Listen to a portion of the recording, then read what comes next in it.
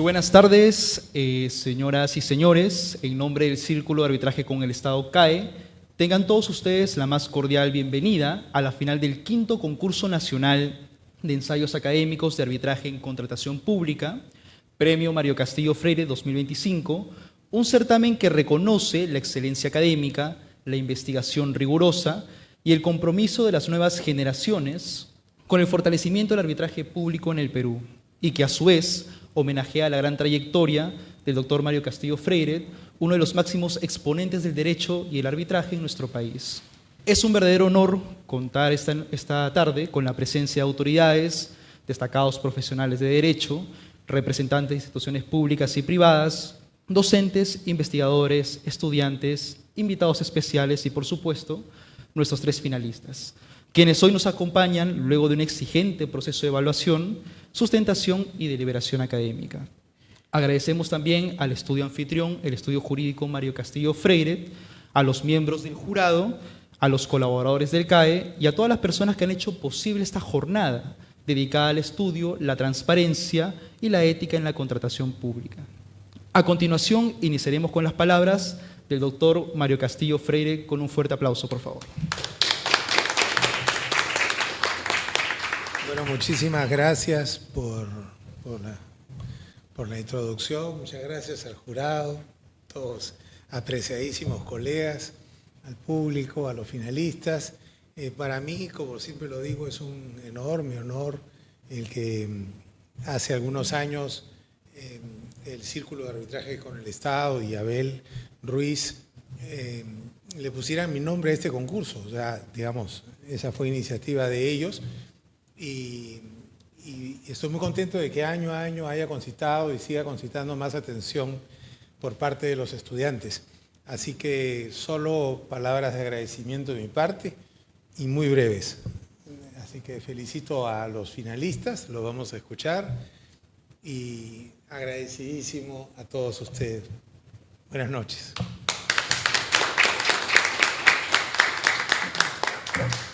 Muchas gracias por sus palabras, doctor Mario Castillo Freire.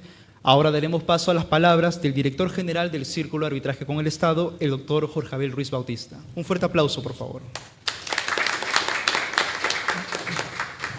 Bien, ante todo, buenas noches. Mis palabras de agradecimiento al doctor Mario Castillo Freire por, en esta quinta edición, abrirnos las puertas de su estudio, que va a ser un evento presencial. Ya las anteriores ediciones fueron virtuales y creo que ya es tiempo de volver a lo presencial. También al excelente jurado, al doctor Alfredo Soria, a la doctora Fabiola Paulet, a la doctora Erika Bedoya, quienes son excelentes académicos, especialistas en arbitraje, y que estamos seguros que van a ser muy rigurosos en la evaluación de los 3 finalistas que han pasado y han llegado a esta etapa. Son más de 50 ensayos que hemos recibido a nivel nacional y estamos convencidos que las reformas que necesita nuestro país se deben seguir por el sendero de la educación.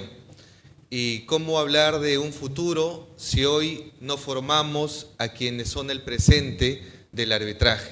Estudiantes que ya han encontrado su pasión en la contratación pública, en el derecho administrativo y en el arbitraje.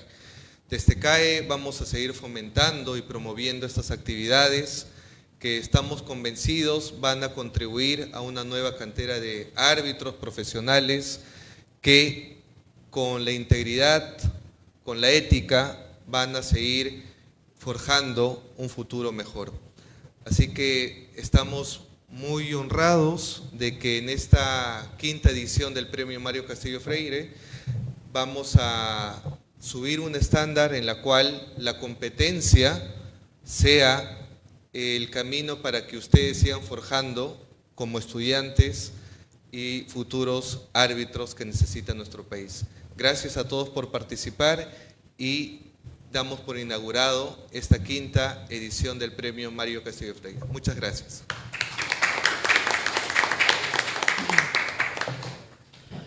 Ahora bien, culminada esta sección, daremos presentación al jurado oficial del quinto concurso nacional de ensayos académicos de arbitraje en contratación pública, Premio Mario Castillo Freire. La mesa está conformada por la doctora Fabiola Paulet, la doctora Erika Bedoya y el doctor Alfredo Soria, a quienes los recibimos con un fuerte aplauso, por favor. Sin más preámbulos, daremos inicio a la audiencia de sustentación final, no sin antes recordarles a los tres finalistas las reglas para sus exposiciones. Cada finalista tendrá 10 minutos para exponer sus respectivos ensayos, para después pasar a una ronda de preguntas por parte del jurado. Los participantes finalistas deberán dirigirse siempre al jurado con mucho respeto y podrán hacer uso de material de apoyo para citas. Solo se podrá utilizar dispositivos electrónicos siempre y cuando el jurado otorgue el permiso correspondiente. Se le recuerda al público en general que está totalmente prohibido hablar o interferir en la audiencia de sustentación final. Dicho esto, honorables jurados, procedemos a presentar al primer concursante finalista, no sin antes también aplaudir a la doctora Fabiola Paulet como presidenta de la mesa del jurado.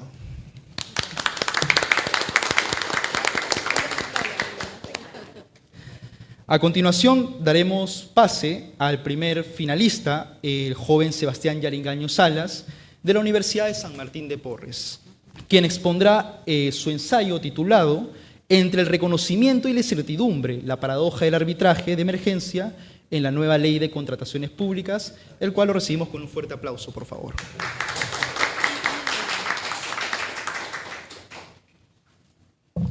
Doctores, antes de empezar con su venia, me permiten compartirles mi ensayo, generalmente solamente para que me puedan seguir el hilo con los extractos de la ley para que se pueda entender mejor mi exposición. Muchas gracias, doctor.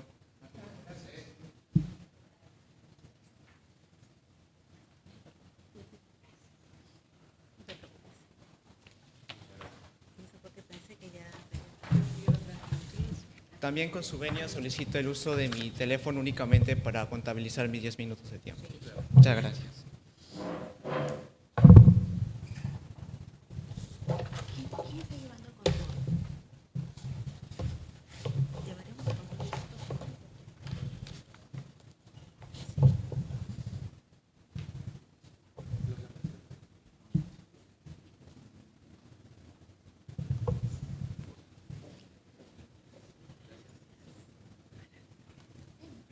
Con su venia, estimados jurados, me permito empezar en este momento. Muy buenas noches, distinguidísimos miembros del jurado, con todos los presentes. En esta oportunidad, mi nombre es Sebastián Yaringaño y expondré las ideas generales de mi ensayo titulado Entre el reconocimiento y la incertidumbre, la paradoja del arbitraje de emergencia en la nueva ley de contrataciones públicas. Primero, me encantaría empezar a abordar mi ensayo con algunas ideas generales que considero que son muy importantes para poder entender la tesis central de mi ensayo.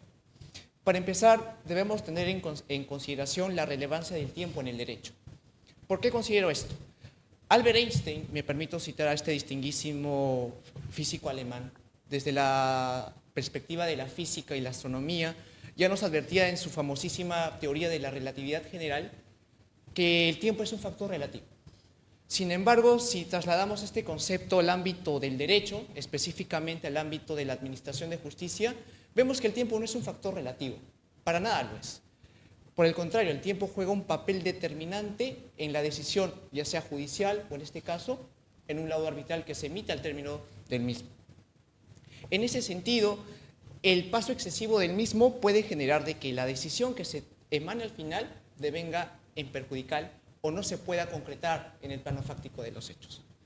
En ese sentido, el derecho ha concebido o ha tratado de evitar este paso excesivo y frenar estos perjuicios que genera el tiempo. Esto se genera o en doctrina se denomina teoría cautelar, la cual justamente busca evitar o frenar que el tiempo genere perjuicios a la decisión que se emane al finalizar un arbitraje o un proceso judicial. En ese sentido, de hecho, nuestra ley de arbitraje en su artículo 47 señala la posibilidad de poder acudir a la vía arbitral ante un tribunal ya constituido para poder solicitar la concesión de una medida cautelar o, sin que ya se cuente con la constitución de un tribunal arbitral, poder solicitarlo frente al Poder Judicial sin que esto represente una renuncia al arbitraje. Pero la pregunta que cae de cajón es la siguiente: ¿es posible solicitar una medida urgente antes de la constitución de un tribunal arbitral que no sea el Poder Judicial? la práctica arbitral y sobre todo la de distintos centros de arbitraje nos dan una respuesta afirmativa. Esto es el arbitraje de emergencia. El arbitraje de emergencia nace o tiene su primer precedente en el reglamento precautorio prearbitral de la Cámara de Comercio Internacional del año 1990. Algunas características de este reglamento distinto al reglamento de arbitraje: por ejemplo, se evitaba denominar a la persona encargada de resolver la controversia o la solicitud de medida de emergencia como árbitro de emergencia, sino se lo denominaba como tercero. Y otra característica muy peculiar es de que se adoptaba el esquema opt-in, es decir, era necesario el pacto expreso entre las partes para poder activar el arbitraje de emergencia. Sin embargo, según lo advierte Figueroa Valdés, entre el año 1990 hasta el 2012, únicamente en la Cámara de Comercio Internacional se registraron 14 procedimientos de arbitraje de emergencia. En ese sentido, conllevó a que la Cámara de Comercio Internacional a posteriori cambiase este esquema opt-in a uno opt-out, es decir, donde se requería el pacto de exclusión del arbitraje de emergencia. Después, otros centros internacionales como el Australian Centre for International Commercial Arbitration, Hong Kong International Arbitration Centre and the Japan Commercial Arbitration Association son otros ejemplos de centros de arbitraje que ya contemplan dentro de su reglamento el procedimiento de arbitraje de emergencia. Y una peculiaridad de estos reglamentos es de que ya se denomina propiamente dicho a la persona como árbitro de emergencia y ya se lo deja de denominar como tercero. ¿Cómo llega al Perú el arbitraje de emergencia? El arbitraje de emergencia llega al Perú en el año 2017 con el reglamento del Centro de Arbitraje de la Cámara de Comercio de Lima. Después, otras instituciones arbitrales como AmCham Perú, ANCAWA Cusco, entre otras más, ya consolidaron dentro de sus reglamentos el servicio de arbitraje de emergencia, ¿no? Ahora, habiendo ya expuesto un panorama general de lo que es el arbitraje de emergencia y cómo ésta nace, se podrá advertir correctamente que es una figura que se encuentra reconocida en los reglamentos arbitrales. Es una figura, tal como lo expone el doctor Cantuaria Salaverry, que opera perfectamente en el ámbito contractual.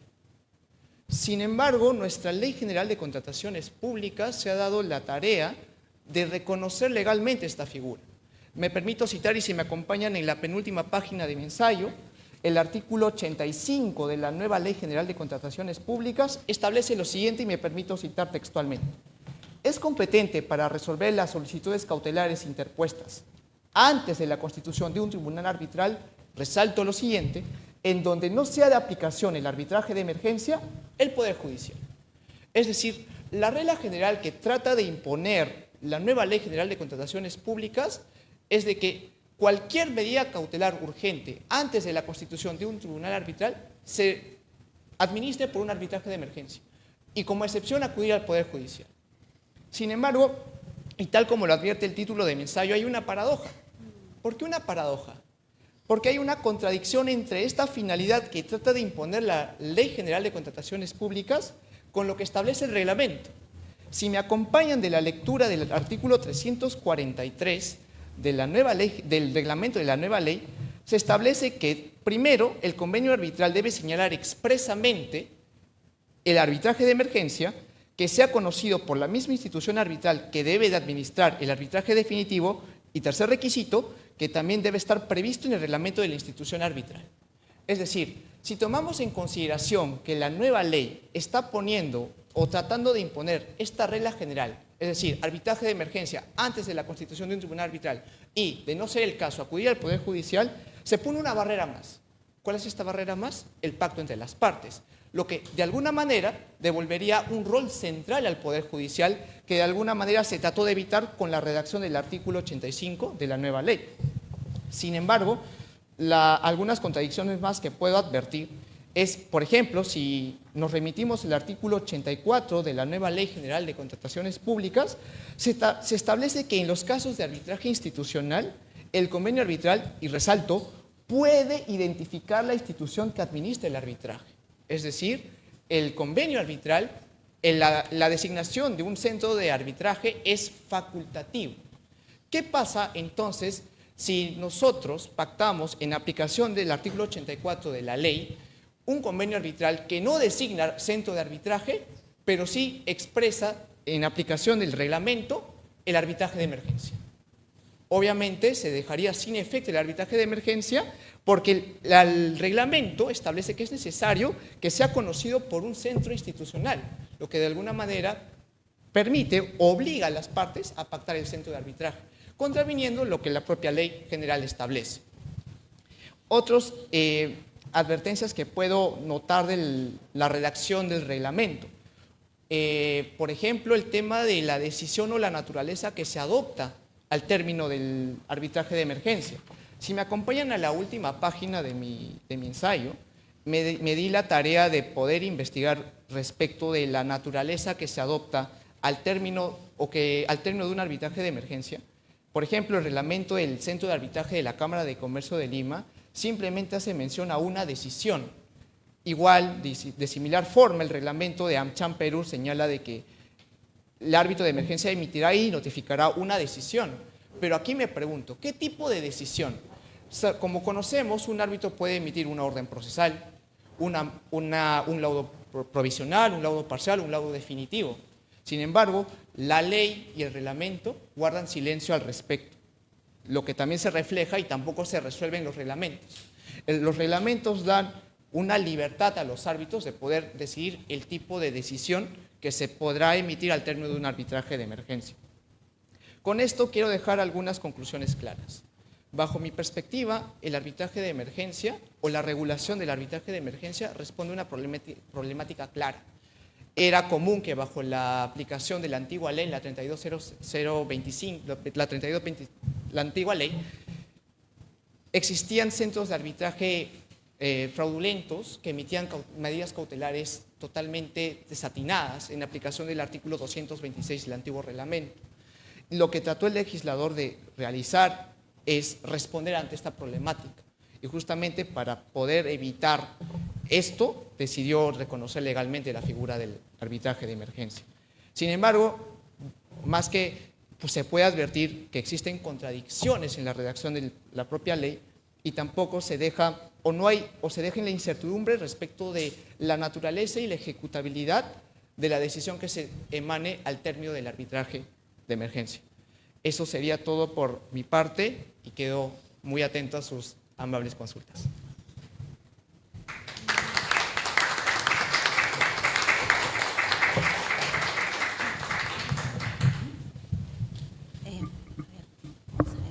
Buenas noches. Sí, perfecto. Bueno, nuevamente bienvenidos todos a este momento. Vamos a pasar a la evaluación.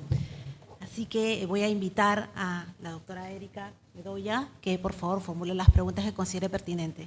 Erika, ¿te alcanzó esto? Sí. Sebastián, bueno, gracias por tu exposición, por haber cumplido con el tiempo. Me quedé un poco pensando en tus últimos comentarios sobre centros de arbitraje fraudulentos. No vi eso en tu ensayo, o por lo menos no con esa mención, que emitían decisiones irregulares. ¿Quién emitían las decisiones según lo que nos has expuesto? ¿Los centros o personas ligadas? ¿Árbitros de pronto? ¿O a qué te refieres con esa mención? Porque hay que ser explícitos en lo que uno menciona y no lo encontré en el ensayo. Ok. Respecto de este contenido, doctora, entiendo su preocupación. De hecho, bajo la aplicación del artículo 226 del antiguo reglamento de la Ley de Contrataciones con el Estado, se establecía que en caso no se pactase el centro de arbitraje en específico, el demandante podía elegir un centro a su discreción. ¿Qué es lo que pasaba? Esta figura, según lo advierte el doctor Tafur, el doctor Tafur Sánchez y el doctor Tafur Escaglia, se prestaba para el abuso del derecho. Lo que sustentaba, entonces, o lo que pasaba es de que distintos demandantes acudían o aprovechándose de la aplicación del artículo 226 del antiguo reglamento, acudir a centros de arbitraje que, por ejemplo, contemplaban en sus reglamentos. Los llamaste express, creo, en tu ensayo, ¿no? Tuviste una mención así. Correcto, correcto. Es decir, ¿y a qué te refieres con express? Es decir, que contemplaban dentro de sus reglamentos plazos totalmente irrazonables. Por ejemplo, si mal no me equivoco, con las disculpas de casos de no ser exacto con la información, hubo un centro de arbitraje que contenía dentro de su reglamento el plazo de 5 días para responder la solicitud de arbitraje de emergencia, lo que bajo mi parecer me parece totalmente irrazonable. Bien. Luego,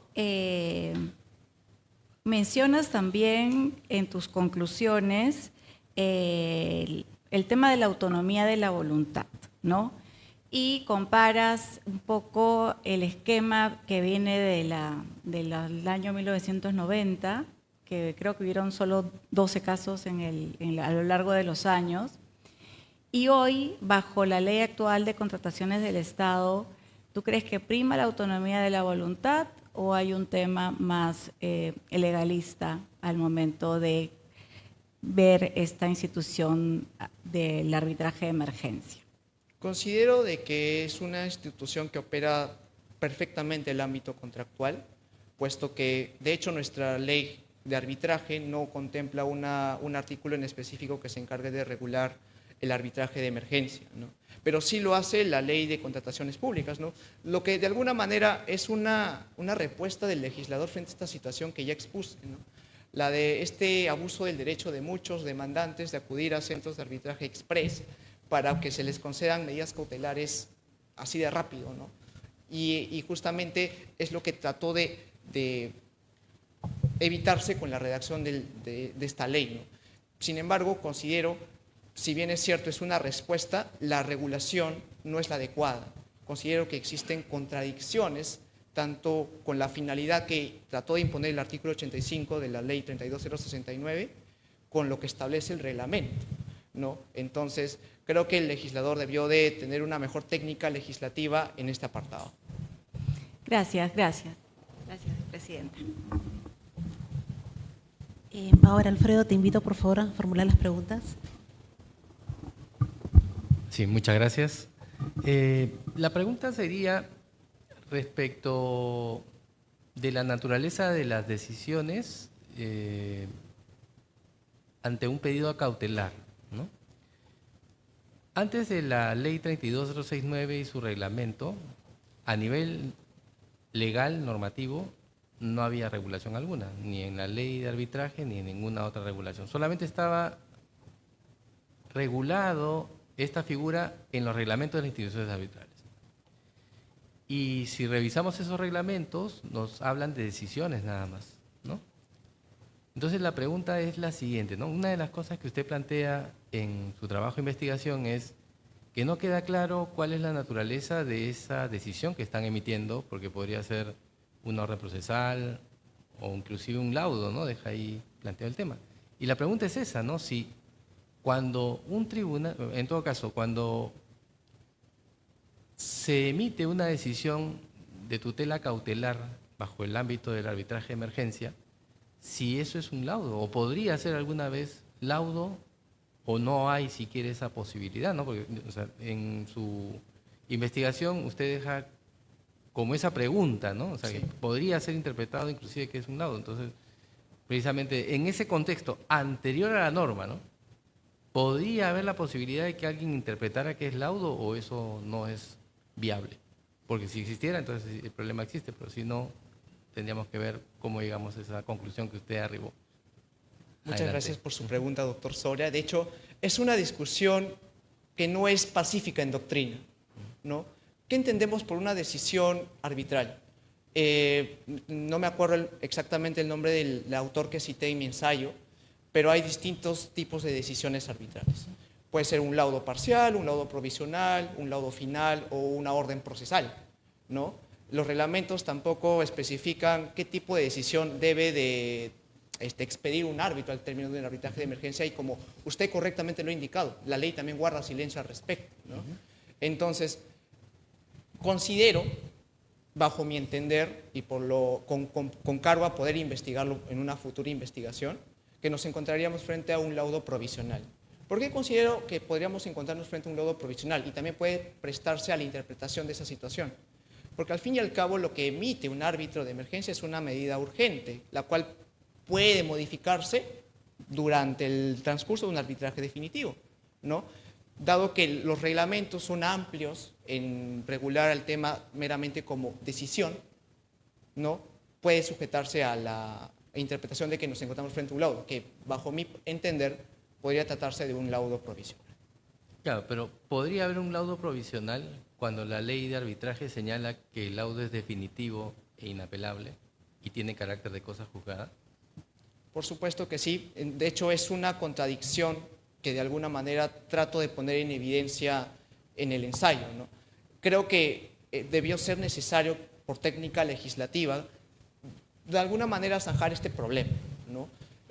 Bajo mi entender, una medida de emergencia, por la propia naturaleza de la misma, puede modificarse en el transcurso de un arbitraje definitivo, ¿no? Cuando la ley de arbitraje se referencia a un laudo inapelable y definitivo, creo yo, bajo mi entender, lo hace refiriéndose a un laudo que resuelve el fondo de la controversia y no necesariamente una medida de emergencia, una medida cautelar de emergencia. Bien, ahora una pregunta muy cortita que sería, también está planteado en su investigación el tema de quienes administran los centros y eventualmente que puedan contar con arbitraje de emergencia, ¿no? Ese es el gran peligro. Y ese peligro ya no estaría descartado con el regajo, porque va a haber un filtro y solamente algunas instituciones arbitrales van a poder ver temas de contratación con el Estado, lo cual implica que también van a haber arbitrajes de emergencia en ese contexto, pero solamente los que hayan pasado por el tamiz de la aprobación y que se encuentren en el regajo, ¿no? ¿No se reduciría eso o igual se mantiene el peligro? Muchas gracias por la pregunta, doctor. Considero que sí se podría reducir, justamente porque ahora incluso el reglamento establece que para poder pactar un centro de arbitraje, al ganador de la buena pro se le otorga la posibilidad de elegir entre 5 centros de arbitraje que la entidad elige, ¿no? Y justamente si es que el ganador de la buena pro no elige un centro de arbitraje, pues lo designará el Estado. Pero acá viene una cuestión más. ¿Qué tan probable es que el Estado pacte en aplicación del artículo 343 del reglamento de arbitraje de emergencia? Es una posibilidad más, entonces, que dejaría o contradiciría esta norma general que trató de imponer el artículo 85 de la nueva Ley General de Contrataciones Públicas. Muchas gracias. No tengo más preguntas. Bueno, yo voy a solamente hacerte la pregunta final. Cuando estuve revisando tu ensayo, desarrollas de manera coherente, según tu tesis, y me parece que está bien, que la ley establece una regla bastante clara para el uso de las medidas cautelares árbitro de emergencia. No obstante, el artículo 343 la limita, la encorseta, le pone cortapisas, hasta pareciera, ¿no?, que hiciera algún tipo de FAO. En fin, el punto es, si tenemos una norma que con rango de ley establece una regla y luego tenemos una norma con rango de decreto supremo, queríamos prácticamente, siguiendo tu tesis, la contradice, ¿qué acción podrías tú hacer ante el Poder Judicial para corregir esto? Correcto. A vía judicial podría acudir, yéndome al rango constitucional, una acción popular, dado que no nos encontramos frente a una norma de carácter legal, ¿no? Esta sería el vía correspondiente, si es que hablo en términos constitucionales. Pero creo que lo ideal sería realizar una modificación al reglamento para evitar justamente esta contradicción que advierto en mi ensayo. Ok, muchas gracias. Muy bien, creo que ahora sí, adelante.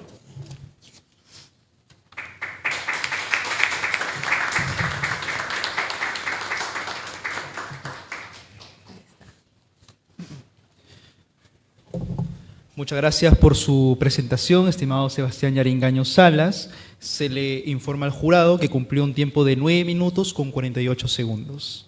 A continuación daremos inicio con la ponencia del joven César Quispe Caira de la Universidad Nacional San Agustín de Arequipa, la UNSA, y nos expondrá su ensayo titulado La decisión vinculante de la JPRD y la decisión provisional del DAP-FIDIC, un conflicto estructural en la adopción del libro FIDIC rojo en el Perú. Un fuerte aplauso, por favor.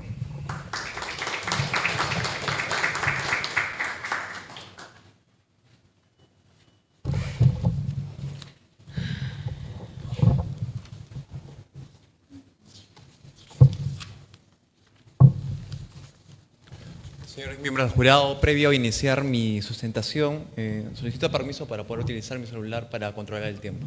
Adelante. Muchas gracias. Una decisión puede cumplirse y aún así no cerrar nada.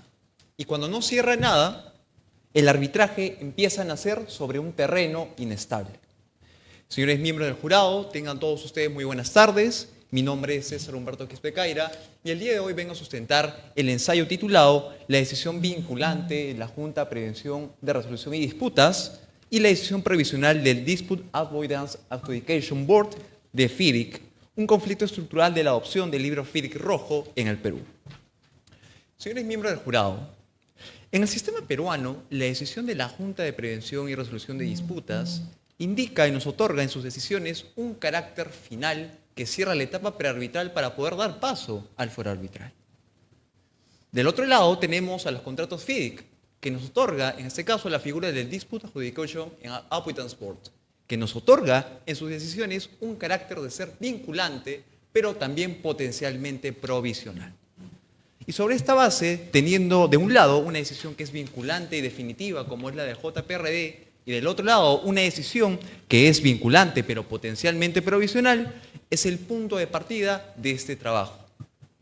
Para poder dividir mi sustentación la voy a hacer en 4 partes. La primera parte estará referida al tratamiento que recibe la Junta de Prevención de Resolución y Disputas en la Ley de Contrataciones Públicas y sus decisiones. La segunda parte de mi sustentación estará referida a el tratamiento que recibe el Dispute Adjudication Board y sus decisiones en el libro FIDIC rojo en el Perú. Como tercera parte tenemos al problema identificado y la posible consecuencia para nuestro sistema arbitral peruano. Y como último punto, la propuesta de solución frente a esta problemática. Inicio entonces con la primera parte, no sin antes precisar 2 puntos conceptuales que debemos tener muy en cuenta. Y el primero de este punto es referido a qué debemos entender nosotros sobre una decisión final. La respuesta nos lo otorga Nael Buni, quien es actual asistente técnico en interpretación de contratos FIDIC en Ginebra y Suiza, quien nos indica lo siguiente y nos da la respuesta a la pregunta. Una decisión es final o definitiva cuando agota una etapa previa del procedimiento, de modo que no existe otro órgano previo que pueda volver a pronunciarse dentro de esa misma etapa. Esto, señores miembros del jurado, no va a significar que no haya un control posterior. Lo único que va a significar en este caso es que la decisión final y vinculante va a cerrar una instancia para poder habilitar y dar pase a la siguiente. Ahora vamos a aclarar el segundo punto conceptual, que es qué debemos entender sobre una decisión vinculante. Y el mismo Nael Buni nos da también la respuesta. Una decisión vinculante es una decisión que cumple la función de ser de obligatorio cumplimiento, la cual debe ser cumplida de manera pronta y la misma puede ser o no provisional dependiendo de los elementos que se haya envuelto en estas circunstancias. Teniendo en claro estos 2 elementos conceptuales, vamos a pasar con la primera parte, que es el tratamiento de la Junta de Prevención y Resolución de Disputas en la Ley de Contrataciones y sus decisiones. Vamos a iniciar entonces con la primera parte. Señores miembros del jurado, partiendo de las definiciones que hemos dado ya en un primer momento, tenemos que recurrir al artículo 80.3 de nuestra Ley de Contrataciones, que nos indica lo siguiente. El arbitraje solo procede si la JPRD ha emitido decisión respecto de las materias de su competencia. Entonces, esta disposición nos va a indicar claramente lo siguiente, que es condición habilitante del arbitraje que haya emitido la Junta de Prevención una decisión sobre las materias que hayan sido sometidas a su fuero. Continuado esto, tenemos que remitirnos también a nuestro reglamento de contrataciones, el cual en su artículo 353.2, 353.5 y 353.11 nos va a indicar lo siguiente. La entidad y el contratista solo podrán iniciar un arbitraje respecto de las materias sometidas a la Junta de Prevención y Resolución de Disputas cuando ésta haya emitido decisión. Entonces, señores miembros del jurado, dejamos claro respecto a este punto que para poder pasar al arbitraje en nuestra Ley de Contrataciones Públicas y las decisiones que emite la Junta de Prevención, estas van a tener el carácter de ser finales y vinculatorias. Finales porque van a cerrar la etapa prearbitral que nos va a poder permitir iniciar el fuero arbitral y vinculatorias porque es un obligatorio cumplimiento según nuestra Ley de Contrataciones. Ahora pasemos entonces a la segunda parte de mi sustentación, que es el Dispute Adjudication and Avoidance Board del libro FIDIC rojo y su tratamiento en cuanto a sus decisiones. Las decisiones que nos emite este DAAB del libro FIDIC rojo nos indica lo siguiente, que todas las decisiones que nos emita este órgano van a ser vinculantes, de obligatorio cumplimiento, y también van a ser potencialmente provisionales. Afirmación que hicimos al inicio de nuestra sustentación. ¿Y por qué decimos que van a ser potencialmente provisionales? Porque esta esta decisión del Dispute Adjudication Out Transport se va a chocar con una figura que nos otorgan los contratos FIDIC, que es la notificación de desacuerdo.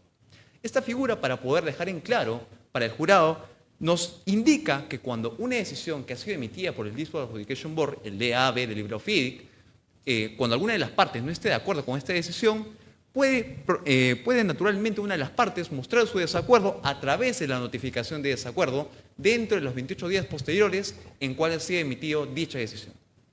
Y ahí es justamente donde nace la provisionalidad de esta decisión, la que no la permite ser final. Cuando una decisión del Dispute Adjudication Board y una de las partes presenta una notificación de desacuerdo respecto a esta decisión se torna provisional. ¿Por qué? Porque se va a chocar con esta figura que nos va a indicar que la figura de la decisión que ha emitido la Dispute Adjudication Board va a convertirse y va a pasar recién a ser definitiva en el fuero arbitral, tal y como le indican las cláusulas 21.4 del contrato FIDIC Libro Rojo y también la 21.6 del Libro FIDIC Rojo. Y para poder precisar esta parte, vamos a remitirnos a estas subcláusulas. La subcláusula 21.4.3 nos indica respecto a la decisión del Dispute Adjudication Board lo siguiente. La decisión deberá ser vinculante para ambas partes, quienes la deberán cumplir con prontitud, ya sea que una parte otorgue o no una notificación de desacuerdo con respecto a dicha decisión. Entonces, respecto a este punto, vamos a dejar en claro que las decisiones del Dispute Adjudication Board van a ser vinculantes. Ahora pasemos con el aspecto de la finalidad y la potencial provisionalidad. Esto lo vamos a encontrar en la subcláusula 21.4.4, que es referente al desacuerdo con la decisión del Dispute Adjudication Board, que nos indica lo siguiente. Si el DAB ha emitido su decisión sobre un asunto en disputa entre ambas partes y ninguna de las partes ha emitido ninguna notificación de desacuerdo dentro de los 28 días posteriores a la recepción de la decisión será definitiva y vinculante para ambas partes. ¿Esto qué significa? Que tenemos que depender de si alguna parte presenta o no una notificación de desacuerdo para recién poder definir si la decisión del Dispute Adjudication Board es final o es provisional.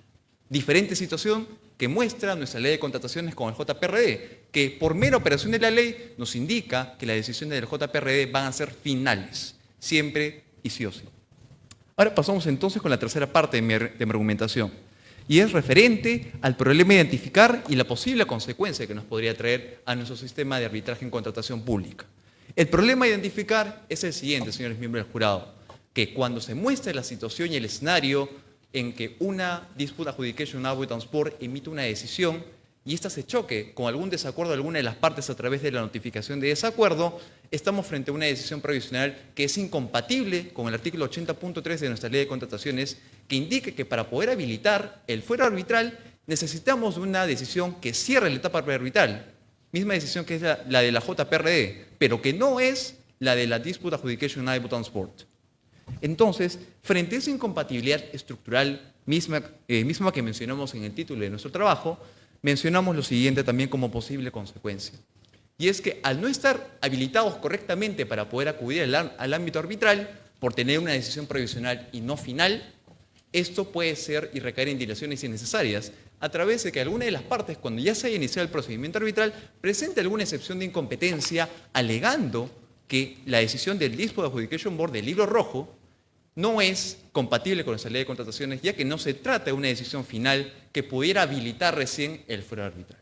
Y ante esta situación, este es un problema para nuestro arbitraje en contratación pública, ya que nos va a llevar a gastos innecesarios, tiempo también incluido e invertido en estos métodos de resolución de controversias, el cual la finalidad de esto es acortar los tiempos y solucionar los problemas de manera más rápida y célere, lo cual no va a ser compatible esta situación que muestra el libro FIDIC Rojo, a causa de una falta de armonización adecuada y una guía que se ha establecido a raíz de nuestro Estado peruano para poder recién adoptar estos contratos estandarizados.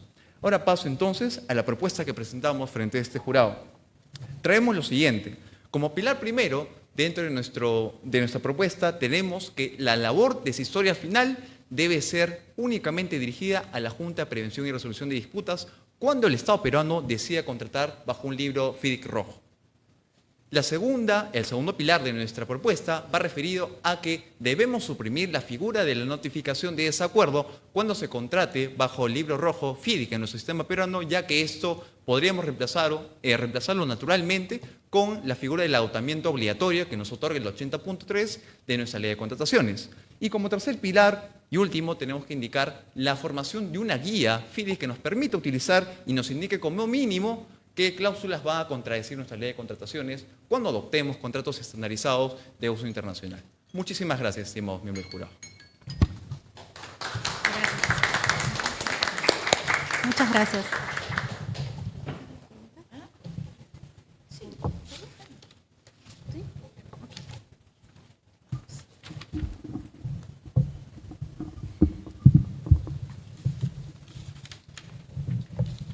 César, muchas gracias por tu exposición. Interesante también el tema que nos has traído, así como Sebastián. Tomé nota de las herramientas internacionales a las que te refieres con los contratos FIDIC, ¿no es cierto? Entonces, como herramienta internacional, según tu ensayo, se contrapone un poco con la ley actual, ¿no? Y iniciaste tu ensayo haciendo mención también a los Juegos Panamericanos, a todo el tema de reconstrucción que hubo en nuestro país y que el Estado se vio en la necesidad también de atraer, ¿no?, inversión para ciertos mecanismos de infraestructura con este tipo de herramientas. Pero también en tus conclusiones mencionas el hecho de la armonización. De hecho, tenemos una ley y la ley la tenemos que cumplir. De hecho, el Estado también necesita ejecutar no solo su presupuesto, sino velar por un adecuado cumplimiento de su tarea como eje del Estado. Entonces, aquí está un contrato que es una herramienta internacional y está la normativa. De hecho, tu posición o lo que nos trae tu ensayo es que la Junta de Prevención de Resolución de Disputas nos da la clave en el sentido de que solamente entra arbitraje todo aquello que esté bajo la decisión de este ente. Y no hay el notification o la notice of dissatisfaction, ¿no?, que es el desacuerdo. Entonces, ¿cómo armonizar esto? Si el Estado adopta un contrato, una herramienta internacional, y luego la ley va a primar, como le dije también a Sebastián, la norma. Entonces, el Estado se vería un poco atado. ¿Cómo armonizarías tú esta solución? Correcto, y agradezco la pregunta realizada por el jurado. En este caso, pasamos a responder en dos partes. La primera parte, parte de la pregunta que nos menciona respecto a los antecedentes, como los Juegos Panamericanos del año 2019, evidentemente no estamos afirmando que nosotros tengamos que prevalecer siempre la ley sobre los contratos e impidamos el acceso a contratos estandarizados en nuestro sistema peruano. Esa no es la afirmación. La afirmación es la siguiente, que en un afán del Estado peruano de mejorar sus sistemas de contratación, trayendo a colación y a su sistema contratos de nivel de construcción e ingeniería, contratos estandarizados, tenemos que tratar estos bajo la debida adecuación y armonización que menciono como una de las conclusiones de mi ensayo. Armonización que se va a dar a través de guías dispuestas dentro de nuestro sistema de contratación peruana, guías que hasta el momento no se han desarrollado. Y como segunda parte de la respuesta tengo que indicar que los esfuerzos por el Estado peruano de adoptar y armonizar se han visto en nuestra ley de contratación pública. Un ejemplo claro de ello es el artículo 78, que nos indica que en casos de contratos estandarizados, las cláusulas referidas a la solución de controversias podrán ser modificadas o inclusive podríamos introducir alguna cláusula para poder armonizar estas con nuestro sistema legal peruano de contrataciones. Entonces, a raíz de ese intento de nuestro Estado peruano de tratar de armonizar, este va a resultar insuficiente, debido a que la naturaleza de los contratos FIDIC, y un ejemplo de ello es las decisiones que emite el Dispute Adjudication and Arbitration Board, tienen una naturaleza contractual y tienen una estructura completamente formada a raíz de lo que nos otorga FIDIC. Sin embargo, si nosotros tratamos de desnaturalizar esa naturaleza del contrato, tratando de armonizar de manera indiscriminada, utilizando el artículo 78 de nuestra ley de contrataciones, no vamos a tener un contrato adecuado y vamos a tener incompatibilidades como las que muestro respecto a las decisiones finales de nuestra JPRD y las decisiones provisionales del DAB del libro FIDIC rojo. Entonces lo que está sosteniendo es que el Estado se adapta o de alguna manera se usa el contrato FIDIC, pero con una adaptación o un acuerdo entre las partes, con una guía contractual, como lo dices, adaptación contractual obligatoria. Es como un contrato dentro de un contrato. No, en este caso, para poder recibir y que sea compatible con nuestra normativa peruana de contrataciones estos contratos FIDIC, el Estado peruano debe encargarse de emitir las guías adecuadas para poder asimilar estos contratos y que sean utilizadas por los entes que vayan a utilizar los contratos estandarizados. Esto no sería un contrato sobre contrato, sería una guía para poder aplicar debidamente y adecuadamente, sin alguna incompatibilidad legal o normativa, estos contratos estandarizados en nuestro sistema peruano. Gracias, tomo nota, doctor Quispe. Muchísimas gracias, Alfredo. Sí, muchas gracias. Primero, para poner el marco, con la antigua normativa de contratación con el Estado, me refiero a la ley 3225, y su reglamento, en ejecución contractual, o una vez que se firme el contrato en adelante, los conflictos se resuelven mediante arbitraje, conciliación y junta de resolución de disputas. Entonces, la nueva ley, la 32069, la primera pregunta es, ¿ha incorporado a la DAAB para poder luego ver cómo lo incorpora y todo eso? O sea, primero quiero saber eso, ¿no? O debemos entender que cuando se celebra un contrato bajo la regla FIDIC, donde dice DAAB, es JPRD, ¿no? Esa es la primera pregunta. Claro, o sea, donde dice ahí, yo entiendo que es JPRD. Esa sería la primera pregunta, ¿no? Porque primero eso, y después ya le voy a hacer otra preguntita más. Sí. Correcto, agradezco la pregunta y en este caso debo citar a Ben Melos, que es un asociado senior de Bertin Lewin y Leighton Peisner, quien está encargado y es especializado en interpretación de contratos FIDIC, que nos va a indicar y nos va a dar la respuesta frente a eso.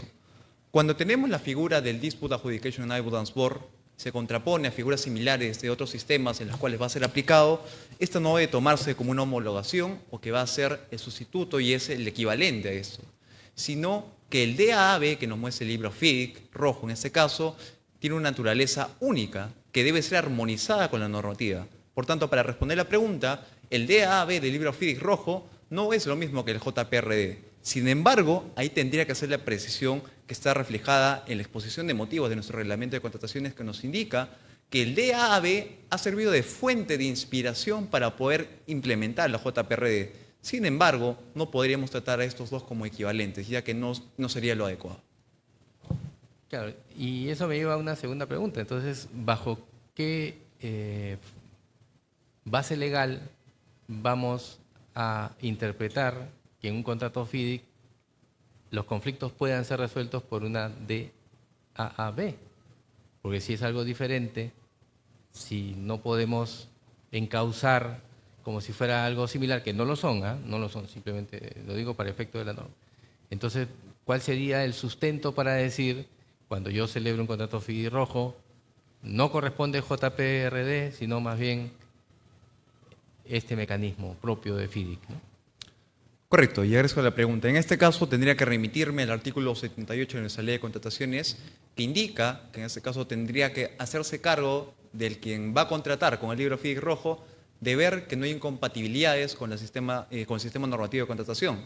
Y también tengo que remitirme a la disposición final transitoria de la 14ª, que nos indica que la aplicación de estos contratos estandarizados recién van a ser realizados a través de pilotos. Hasta el momento tendríamos que tener en cuenta que para poder aplicar esto, pues evidentemente tendríamos que primar la ley de contrataciones sobre la adopción de contratos estandarizados. Sin embargo, y sin dañar la finalidad del Estado, que es agilizar y mejorar los sistemas de contratación, que esa es la intención de adoptar contratos estandarizados internacionales, tenemos que abocar que esa armonización debe darse a través de guías, directrices que dé el Estado peruano para poder no generar estas incompatibilidades sin dañar la finalidad principal, que es mejorar el sistema de contratación peruana con la inspiración de estos modelos internacionales. Bien, ahora, bajo la argumentación que usted acaba de exponer, entonces sí cabría la posibilidad que cuando se celebre un contrato bajo el ámbito del FIDI rojo, el mecanismo de solución de controversias sea este propio de FIDI, ¿no es cierto? ¿Eso es lo que usted está planteando o no? En este caso, ese es justamente el punto de nuestro ensayo y la respuesta que damos es que debemos designar la labor decisoria final a la Junta de Prevención y Resolución de Disputas. Sin embargo, la labor de gestión temprana y de prevención puede ser armonizada con la figura del DAB que nos otorga el libro FIDIC rojo, para que puedan, en este caso, en una palabra normal, podría convivir ambas figuras procesales sin afectar sus labores de gestión temprana y su labor decisoria. Claro, pero cuando se suscribe un contrato FIDIC rojo, ¿cuál es el mecanismo previo al arbitraje? Esa es mi pregunta. ¿El DAAB o la Junta de Prevención y Resolución de Disputas? Sí, justamente en este caso tendría que ser, no, la Junta de Prevención, la Junta de Prevención y Resolución de Disputas, esto en mérito de que tenemos que prevalecer el aspecto legal normativo de contratación pública, que es la 32069, y también apuntando a una finalidad de armonización sin desnaturalizar los otros extremos que nos otorga el libro del contrato FIDIC rojo, que nos da una mayor celeridad en procesos de contratación y una mayor eficiencia. Bien, muchas gracias. No tengo más preguntas. Gracias, doctora. Ok, yo voy a hacerte algunas preguntas. En tu exposición tú has sostenido de que la JPRD es un poco la inspiración de un DAP, ¿correcto? Correcto. Ya. El contrato FIDIC tiene más de 100 años, creo que de 1913 aproximadamente. El contrato FIDIC está aceptado por muchos países en el mundo. El contrato FIDIC tiene un equilibrio razonable de riesgos, la razón por la cual es aceptado, entre otras, digamos, pergaminos que se ha ganado FIDIC a pulso. Entonces, cuando la ley 32069, digamos, incorpora, ¿no?, se moderniza, acoge, ¿no?, este libro FIDIC, lo que tú estás proponiendo es que este mecanismo previsto en el FIDIC denominado DAP, bajo el formato que tú señalas, aquí existe una modificación, que discrepo que pueda haber ese tipo de modificaciones o no, pero ese no es el punto, se convierte en una JPRD. Justamente quien se inspiró en un DAP. ¿Te hace sentido?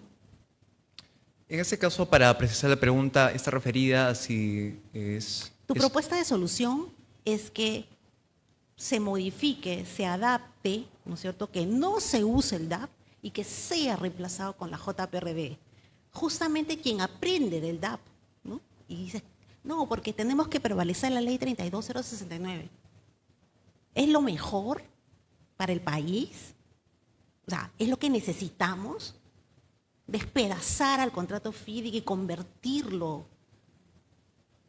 en lo que tratamos de evolucionar. Correcto, agradezco la pregunta y en este caso paso a responder indicando que debemos tener en consideración dos puntos muy importantes. En primer lugar, que es el principio de legalidad que nos indica que bajo las contrataciones que maneje el Estado debe regirse bajo nuestra ley de contrataciones y otros aparatos normativos que sean de ulterior atendimiento.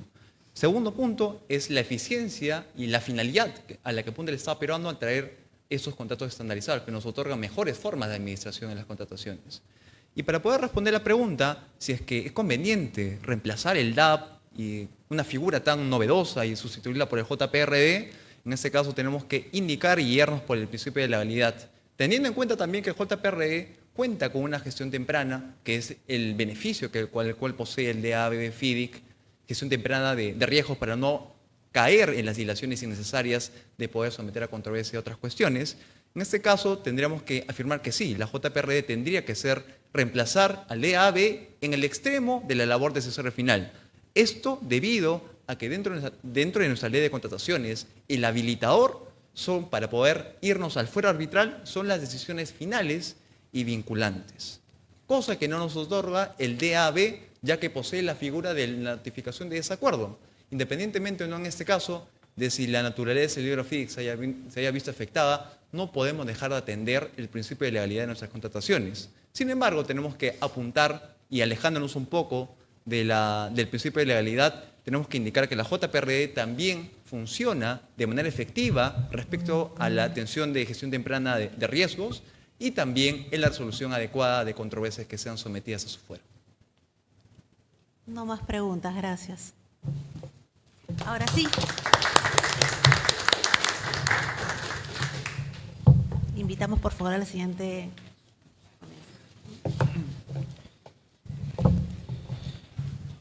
Muchas gracias por su ponencia, joven César Quispe Caira. Se le deja constancia al jurado que se utilizó un tiempo de 10 minutos con 18 segundos. A continuación daremos inicio a la última ponencia por parte de Jefferson Fernando Pari Quisocala, de la Universidad Nacional San Agustín de Arequipa, UNSA, que nos expondrá su ensayo jurídico, el control concurrente de la Contraloría y su impacto en el arbitraje de obras públicas, coexistencia o interferencia. Un fuerte aplauso, por favor.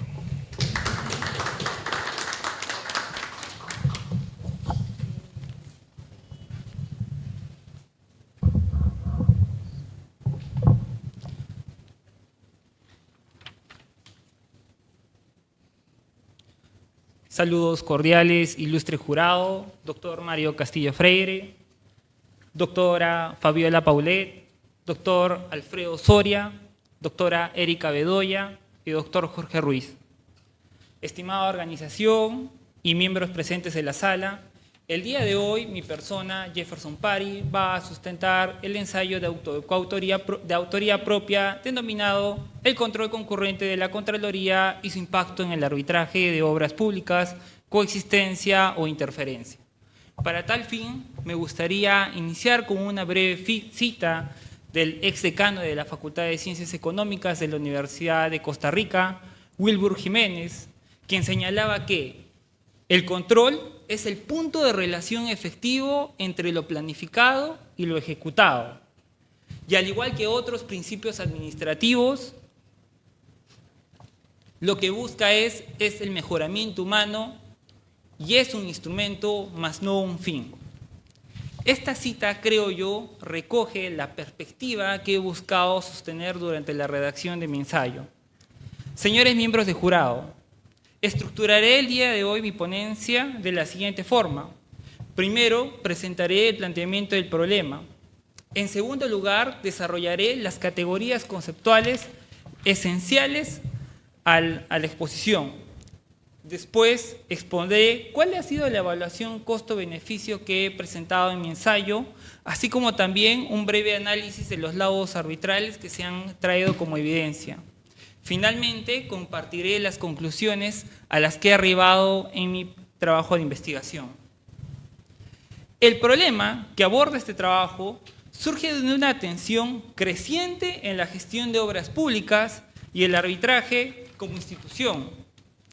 Y es que el control concurrente de Contraloría, diseñado originalmente como un mecanismo preventivo y no sancionador, ha adquirido en los últimos años, 2020-2023, un carácter cada vez más invasivo dentro de la gestión pública y que influye directamente en las decisiones de los funcionarios públicos, titulares de los mismos. Esta evolución normativa, correspondiente a la Ley 31.358 y la Ley 31.500, genera que nos formulemos una pregunta central. ¿Hasta qué punto el control concurrente puede condicionar la actuación de las entidades públicas frente a la autonomía y eficacia del arbitraje, que es la institución llamada a resolver las controversias de corte contractual? Mi planteamiento precisamente se concentra en resolver esta duda entre el ser y el deber ser. Para profundizar esta problemática, es imprescindible delimitar con precisión las categorías conceptuales involucradas. En primer lugar, el control concurrente en la contratación pública, definida ya en la Ley 31.358 y modificada en la Ley 31.500, fue concebida como una institución o como un mecanismo de supervisión preventiva, orientado a advertir riesgos sin imponer consecuencias jurídicas directas. Sin embargo, su creciente carácter vinculante, establecido en el artículo único de la Ley 31.500, en concordancia con la Ley Orgánica del Sistema Nacional de Control, ha generado un efecto práctico distinto, pues ahora condiciona las decisiones de los funcionarios a los informes de control, quienes actuarán precisamente motivados por el temor a incurrir en responsabilidad civil, administrativa e incluso penal. En segundo lugar, está el arbitraje estatal, regulado por la Ley de Contrataciones con el Estado y su respectivo reglamento, cuya eficacia precisamente depende en esa virtud, la autonomía del tribunal, pero también en la libertad técnica de defensa de las partes. Cuando ambos conceptos convergen, se evidencia una colisión. Las advertencias del control concurrente se transforman en un incentivo cuasi negativo que induce sesgos, pues tanto las entidades como los árbitros, humanamente, podrían buscar responsabilidades futuras, otorgando así a los informes de control concurrente un peso que jurídicamente, considero yo, no les corresponde. Desde esta perspectiva, entonces, es indispensable evaluar otra institución, el costo-beneficio que incurre el control concurrente. Al respecto, entre los años 2019 a 2023, según un estudio realizado por Ceballos Aike, se tiene que la Contraloría ha emitido 247 informes de control concurrente, que han contenido 15 millones de soles. De estos, se tiene que han existido 791 situaciones adversas detectadas en total, de las cuales solo 103 han tenido incidencia económica. No obstante, estas 103 han permitido evitar y corregir potenciales perjuicios por aproximadamente 20.314.995 soles. Esto muestra que el control concurrente sí genera un retorno positivo para el Estado, pues reduce el riesgo de una operación de 20 millones a una de tan solo 15.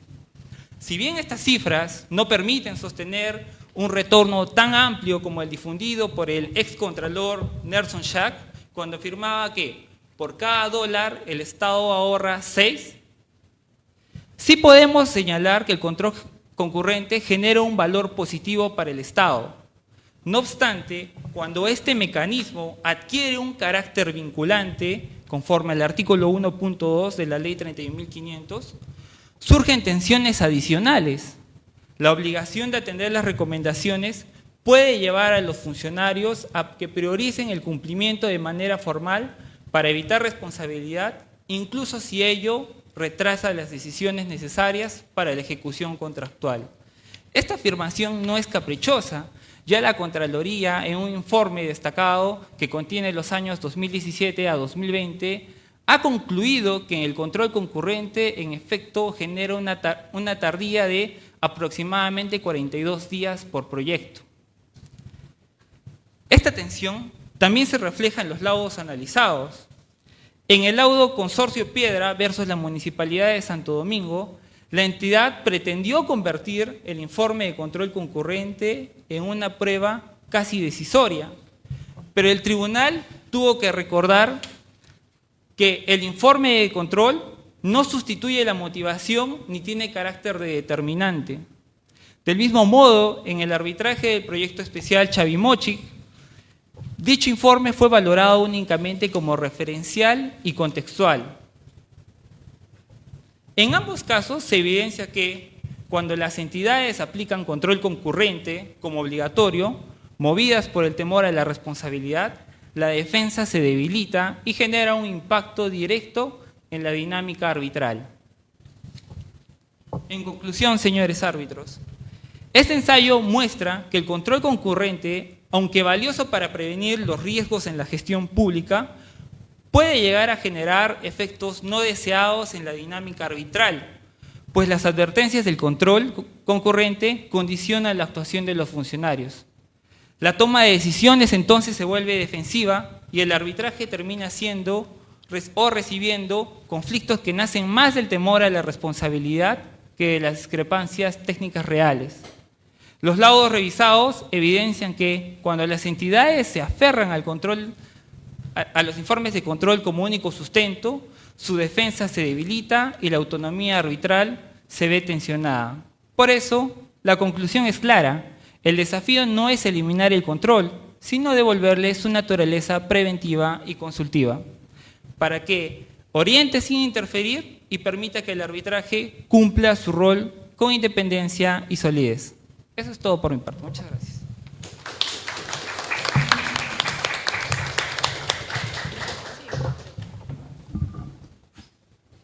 Muy bien, iniciamos sesión de preguntas. Sí, gracias, presidenta.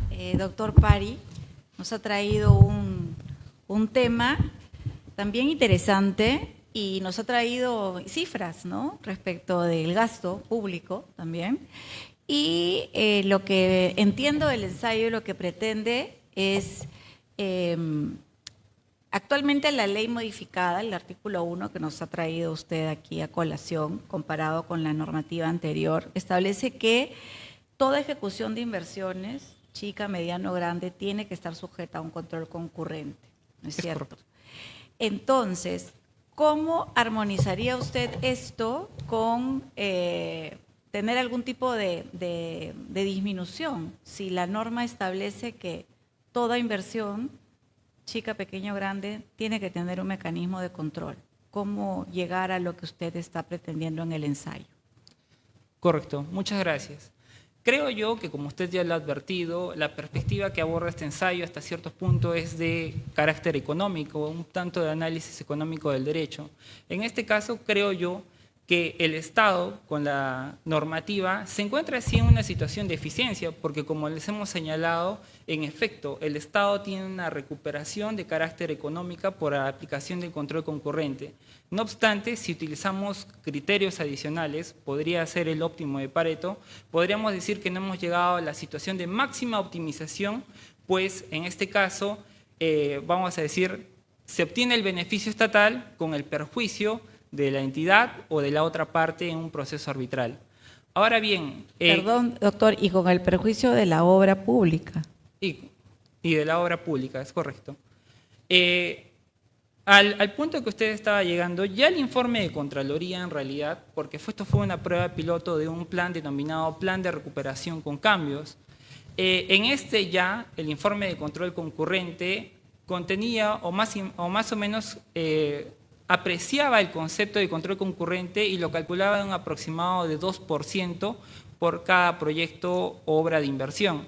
Este criterio yo he visto que ha sido adoptado por la ley 31.358 al establecer precisamente que los proyectos de inversión van a tener que concebir el 2% para que puedan aplicarse el concepto relacionado a control concurrente. Gracias, doctor. Y también menciona que, digamos, el objetivo de la norma era advertir riesgos al Estado. ¿Y cómo esto decanta en que exista este temor por parte de los funcionarios de tener alguna responsabilidad distinta de índole, inclusive la penal? Correcto. Al respecto quisiera hacer referencia de una institución que creo yo es análoga a lo que está sucediendo con la ley 31.500. Ya con anterioridad e incluso en la actualidad se tiene que Contraloría tiene plena presencia en lo que es la gestión pública. Tal es así que si uno simplemente aplica, con el respeto, Control F en el proyecto de ley de contratación pública, va a verificar que Contraloría aparece un aproximado de 17 veces en aprobación de adicionales, en la aprobación de proyectos o compras de entidades como la policía e incluso en aquellas que tienen la calidad de secreta. Entonces, si lo vemos de esta manera, en este caso, Contraloría tiene presencia, gran presencia en lo que es la gestión pública. En ese sentido, vamos a ver cómo no solo al tener la aprobación, sino también al tener el carácter de vinculante sus informes, pueden generar precisamente que el funcionario público se vea intimidado a adoptar el criterio que tiene el Contralor. Y recordemos que la entidad Contraloría fue concebida como una entidad auditora. De hecho, fue en su momento parte de lo que fue el Ministerio de Hacienda. Entonces, esta naturaleza de auditora ha sido distorsionada y prácticamente se ha vuelto una entidad que forma parte de la gestión pública, lo cual no debería de ser. Muchas gracias, doctor Pari.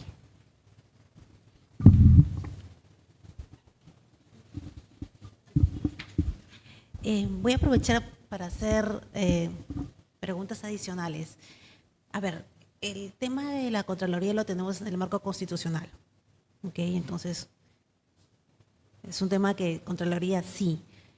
Y teniendo en cuenta que Perú está, digamos, en una lista poco halagadora en temas de transparencia y corrupción, el papel de Contraloría cobra mayor vitalidad. Ahora, Contraloría hace lo que dice la ley. Ese temor que tú dices que tienen los funcionarios públicos es producto de que Contraloría ejecuta lo que está, digamos, enmarcado en la ley. Ellos obedecen la ley. Ok, entonces creo que el problema no es tanto la Contraloría, creo que el problema es la ley. Si tuvieras la oportunidad, ¿no es cierto?, de hacer algún ajuste a esa ley que pudiera responder tu investigación, ¿qué propuesta harías en específico? Para que no sea, entiendo yo, para resumir un poco, tu ensayo es un poco invasiva a tal punto que genera temor en los funcionarios y las paraliza. Y un país con funcionarios paralizados no suma. Entonces, ¿qué propuesta harías tú si tuvieras esa enorme, ¿no es cierto?, suerte de tener entre tus manos un proyecto de ley que ajuste el rol de la Contraloría? Correcto. Muchas gracias por la pregunta. Bueno, en este caso, como usted indica, en realidad pareciese más que el efecto es más humano por parte del funcionario que se ve tentado precisamente a estas situaciones que conducen a situaciones relativas a hechos de corrupción. Entonces, ¿cuál ha sido la propuesta que nosotros sostenemos durante el ensayo? Es, en primer lugar, devolverle la naturaleza que corresponde a los informes de control. De hecho, ya existe un pronunciamiento por parte del Tribunal Constitucional y hay un pronunciamiento que indica que en la sentencia 948-2025 indica que en realidad los informes de control concurrentes son actos de administración y no actos administrativos. En consecuencia, resulta aún más inquietante determinar cómo es que un acto de la administración puede arribar en vinculante y precisamente generar ese temor a los funcionarios. Entonces, devolverle la naturaleza sería retroceder a la naturaleza preventiva, consultiva y referencial que tenían los informes de control. No solo los informes de control concurrentes, sino también los informes de control posterior. Adicional a ello, creo que también es necesario aplicar cierto switch. ¿Cómo así? En realidad, Contraloría tiene un poder de discreción tan grande que los informes de control concurrente no solo generan responsabilidad en su momento, sino también que el control posterior puede sumar responsabilidad a hechos que hayan podido generarse durante la ejecución de la obra. Entonces, es como que Contraloría tiene un doble timing para poder establecer responsabilidad de los funcionarios, lo cual, creo yo, en efecto, genera que un funcionario público tenga que apegarse al criterio de Contraloría. Este tema de regresar a la función preventiva, me parece que si tuvieras este honor de tener esta ley, creo que podría, digamos, pasar sin mucho, porque si hablamos de un control preventivo, no nos va a servir a nosotros mucho como país, o sea, creo que eso tampoco podría ser la fórmula, porque el 50% de las obras paralizadas son contrataciones directas ejecutadas por entidades del Estado. Y punto.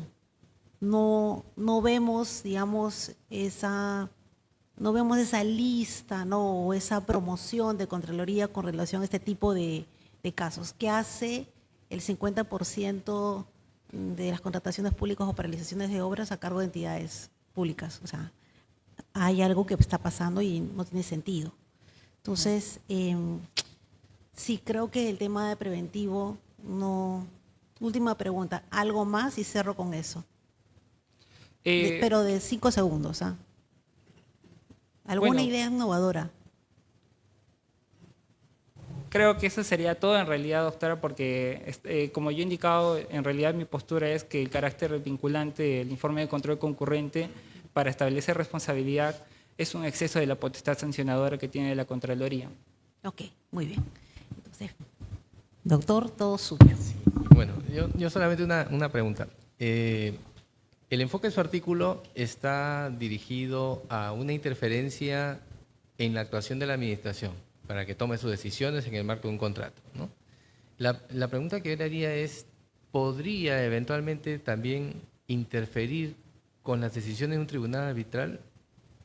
Usted ya nos dio algunos pronunciamientos de algunos tribunales sobre este tema, pero eventualmente usted ve que hay ese peligro de que pudiera influir en la decisión del tribunal, o usted lo descartaría.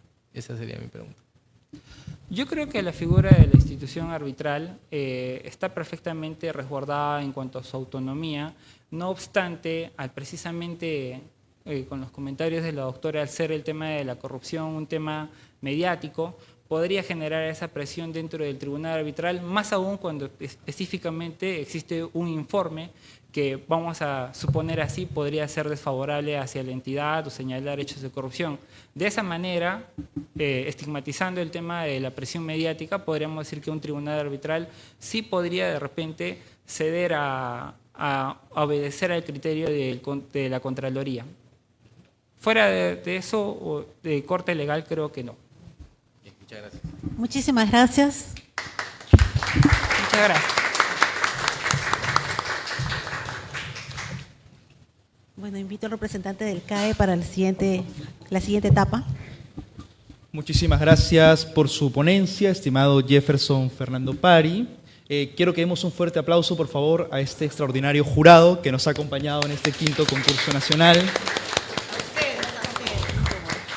Dejando constancia al jurado que esta última ponencia ha durado 9 minutos con 1 segundo. A continuación pasaremos a la etapa de deliberación, por lo cual invitamos al jurado a pasar a la sala de deliberación. Muchísimas gracias. No. Ya, perfecto. Sí. Nosotros nos retiramos. Ok. A un breve... Ok. Ya. Sí, parece que sí. Bueno, mejor.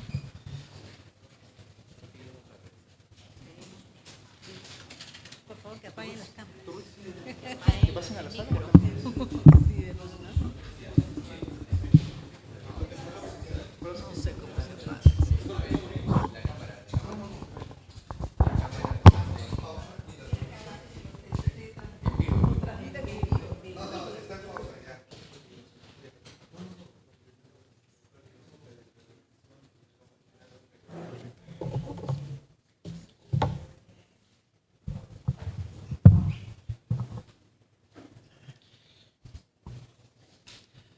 Muchas gracias a toda la comunidad CAE, a todos nuestros seguidores por estar presente también en esta final del 5º concurso nacional de ensayos académicos en arbitraje en contratación pública, Premio Mario Castillo Freire.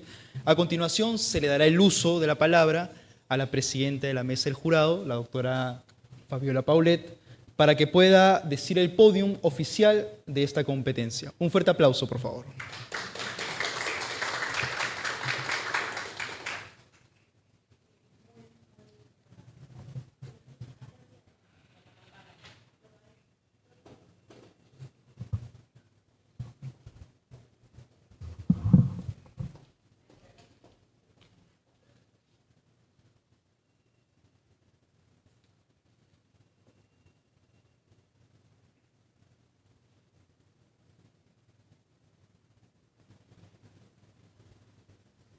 Hola.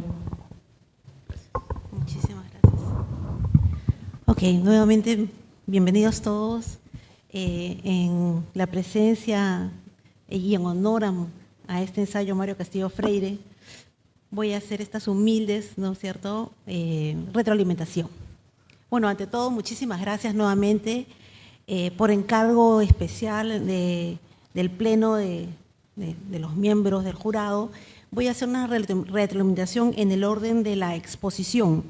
La primera persona que expuso es Sebastián Leonardo Yaringo Salas.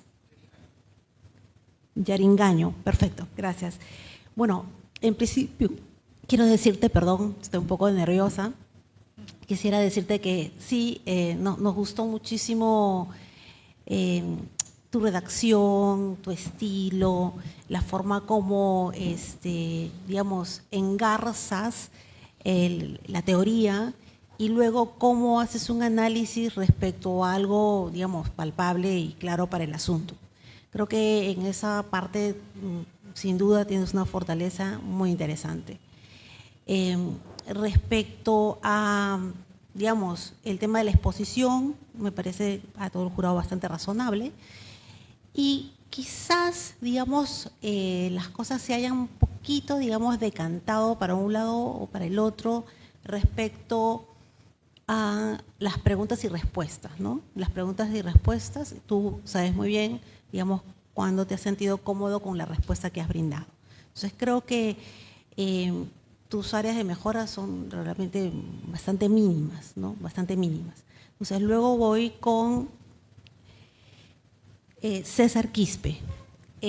César Quispe, con relación al tema del ensayo jurídico, bueno, es un tema, digamos, como iniciativa, como revelador, como, digamos, hasta de protesta, la teoría del caso que nos has presentado, la exposición, has tenido una exposición bastante suelta, has tenido la convicción, y con relación al tema de preguntas, especialmente creo que he sido bastante dura, me considero que he sido bastante dura, pero es parte, ¿no es cierto?, para, digamos, probar cuánto crees o no en la teoría de tu caso, ¿no? Más allá de que el jurado pueda o no compartir, ¿no es cierto?, la hipótesis, porque cada uno tiene una hipótesis y se respeta. Así que creo que eso sería, digamos, algunas áreas de mejora. Sí te sugeriría quizás en, digamos, tener un poquito de más asertividad en las respuestas, ¿no? Finalmente, paso con Jefferson Pari. Bueno, un tema bastante polémico, ¿no? Y muy siempre interesante y controversial. Con relación al texto de la redacción y el ensayo, consideramos que podría haber una sutil mejora con relación a las fuentes, ¿no?, que has utilizado, porque, digamos, se busca para validar si la fuente o no es el texto o no, o has recogido realmente lo que ha querido, ¿no es cierto?, esa fuente usar como un bastión para ti para sustentar tu teoría, ¿no? Esa sería una pequeña área de mejora con relación a las fuentes. La exposición, sí considero que tuviste mucha interacción con el público, lo que me parece muy bueno, pero de pronto por momentos te olvidaste que tenías un jurado, ¿no? Entonces, ahí sí te diría que sea más universal, ¿no?, más inclusivo. El público, por supuesto, que está acá, que está presente, está y se merece respeto, pero también, digamos, maneja esa balanza. Y finalmente, con las preguntas y respuestas, sí las hemos considerado también asertivas, ¿no es cierto?, interesantes, y has creído en tu teoría del caso y está bien, ¿no? Creo que sería por esta parte todo. Esas serían las recomendaciones. Muchísimas gracias, estimada presidenta. Ahora pasaremos con la mención de los resultados. El podium, iniciando por el tercer lugar hacia el primer lugar. Bueno, invitamos, y por favor, amablemente, que esto quede registrado, ¿no es cierto?, a Jefferson Pari. Adelante.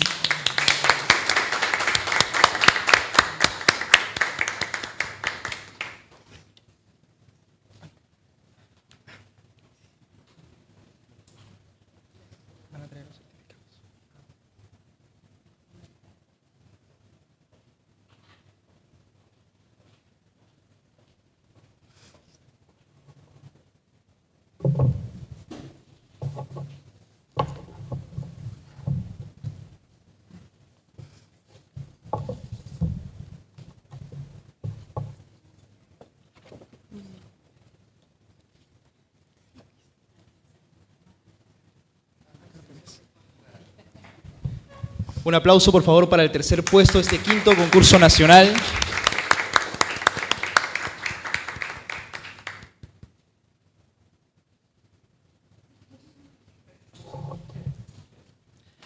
A continuación con el segundo puesto, doctora.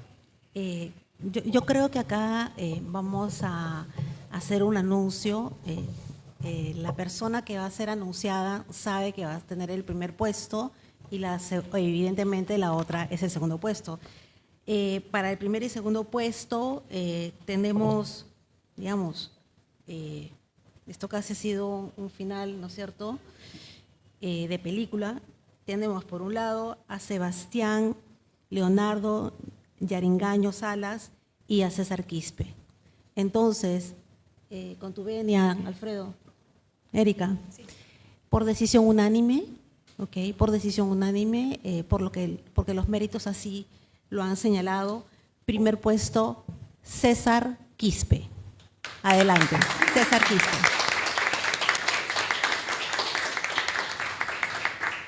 Segundo puesto, Sebastián Leonardo Yaringaño Salas.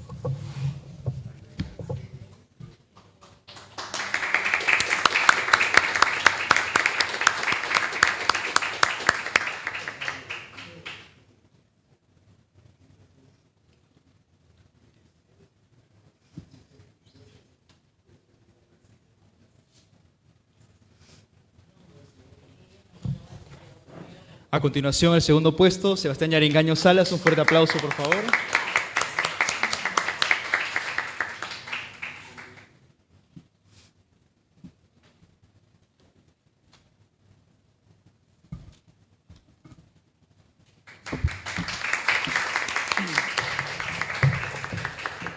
Un fuerte aplauso por los tres finalistas. A continuación daremos inicio a un reconocimiento a los tres jurados y para ello invitamos también al director general para que pueda hacer entrega de los certificados.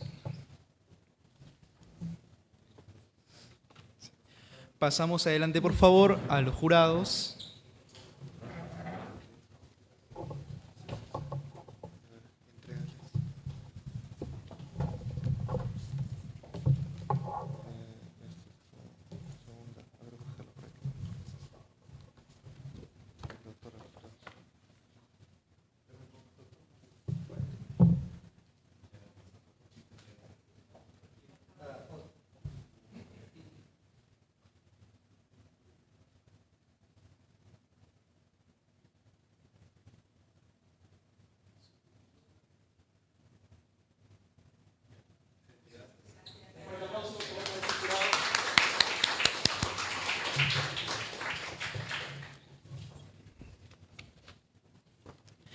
Muchísimas gracias por la participación de todos los presentes, también de los finalistas. Realmente ha sido una competencia muy reñida, un jurado extraordinario. Y para finalizar, invitamos al director del área de investigación del Círculo de Arbitraje con el Estado, el doctor Renato Jagua, para que dé las palabras de agradecimientos finales. Un fuerte aplauso, por favor.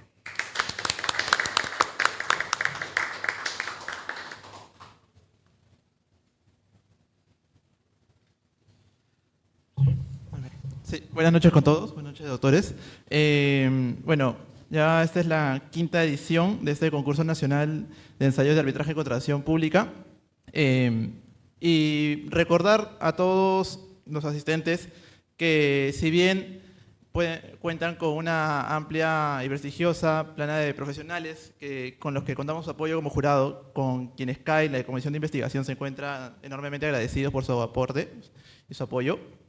El verdadero objetivo es que los estudiantes, quienes están a cargo del futuro en el tema de contrataciones públicas, se sientan motivados, se sientan estimulados constantemente a justamente buscar este desarrollo y a esta respuesta constante a estas problemáticas que surgen en nivel legislativo, en nivel de la práctica, en el nivel de la ejecución como profesionales de derecho. Por eso quiero felicitar a Sebastián Yaringaño, a César Quispe, a Jefferson Pari, por su extraordinario desempeño, por su esfuerzo y su dedicación y motivación a participar de este concurso. La verdad es que sin ustedes y sin los otros participantes, quienes no tuvieron la oportunidad de alcanzar esta ronda, Sin ustedes, este concurso no tendría ningún sentido ni objetivo. Es por ustedes justamente que se hace toda esta dinámica y todo este esfuerzo. Adicionalmente, agradecer a los doctores, al jurado, a la doctora Bedoya, a la doctora Paulet, al doctor Soria, al doctor Castillo y al director, al doctor Ruiz, por su participación y apoyo constante a este tipo de eventos, que sinceramente es fundamental y sustancial para poder concretar y justamente brindar las oportunidades a chicos de distintas universidades que se encuentran en una etapa temprana de su carrera profesional. Sin más, desearles todos los éxitos a futuro y agradecerles a todos por su asistencia. Muchas gracias.